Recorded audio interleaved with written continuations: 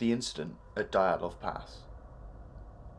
On the 1st of February, 1959, 9 Russian hikers went missing in the northern Ural mountains. The group had established a camp in an area now named in honor of the group's leader, Igor Dyatlov. Cameras and diaries were found around the campsite, allowing officials to track their last few days. On the 31st of January, the group arrived at the edge of the highland area and began to prepare for their climb. The next day, the hikers started to move through the pass. According to the diaries, the group planned to get over the pass and make camp for the next night on the opposite side. But because of worsening weather conditions, snowstorms and decreasing visibility, they lost their direction and deviated west. When they realized their mistake, the group decided to set up camp there on the slopes of the mountain, rather than move a mile downhill to a forested area that would have offered some shelter from the weather. On the 26th of February, a group of searchers found the hikers' campsite, but it was abandoned.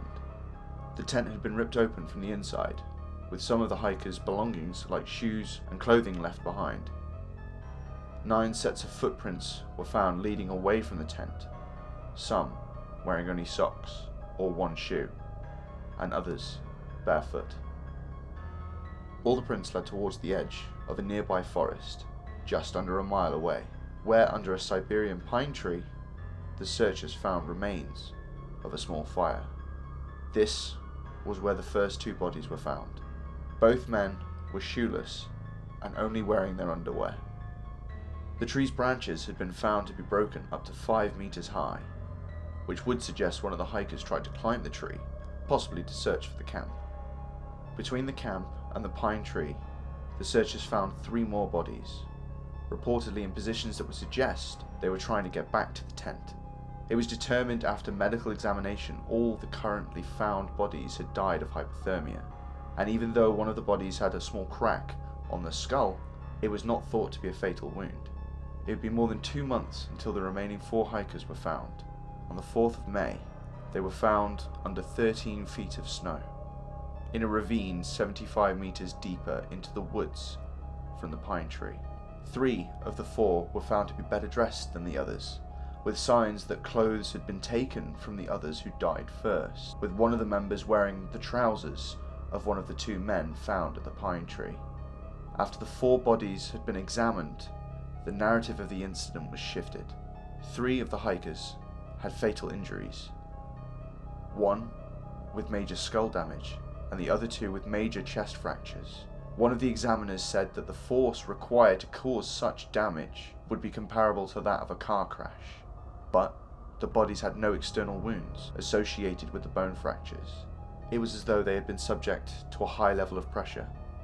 All 4 bodies were found at the bottom of a running creek in a running stream of water, but the most horrifying thing about the newly found hikers was one of the bodies was missing her tongue, eyes, part of her lips, and a fragment of her skull bone, with the eldest of the group missing his eyeballs and the other missing his eyebrows.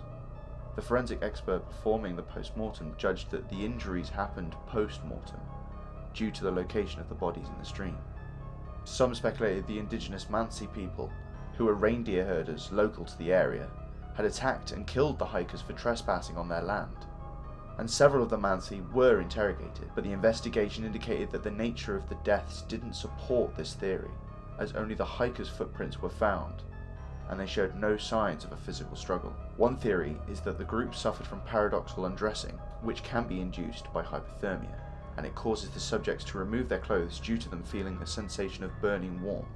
It is undisputed that 6 of the 9 hikers died from hypothermia, but the other members of the group acquired more clothing from the already dead hikers, which would suggest that they were conscious enough to add layers and stay warm. Other theories include the possibility the group were attacked and chased by wildlife, but there were no animal tracks found near the bodies, and it didn't make sense for the group to have left the safety of the tent.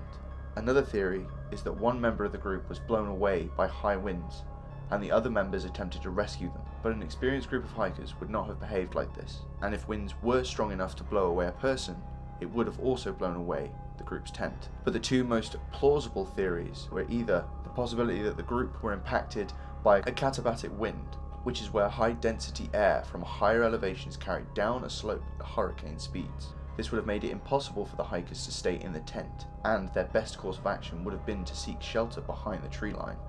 Supporting this theory is that a torch was left on at the campsite, possibly so that the group could find their way back once the winds had subsided. The other plausible theory is that the group ended up in the middle of a Soviet parachute mine exercise. The theory alleges that the group were woken by loud explosions and fled the tent in a panic without their shoes or proper equipment, and were unable to find their way back.